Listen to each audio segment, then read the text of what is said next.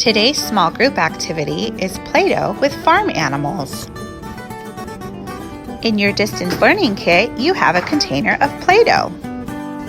And in your farm bag, you have a bag of small farm animals.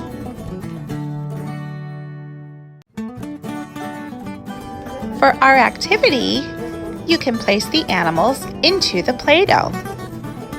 You can make the animals stand up, or you could even pretend the animals are eating or sleeping, or you can pick off pieces of Play-Doh and feed the animal.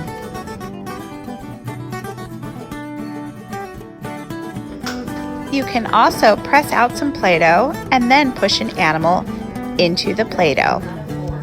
Your child can use his or her fingers to pull the animal out of the Play-Doh, and you can check out the great print that it makes.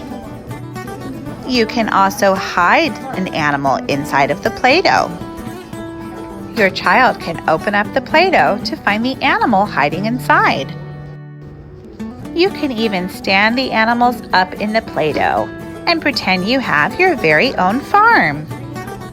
Your child can explore in whatever way he or she is interested in. Take cues from your child and follow right along. Have fun!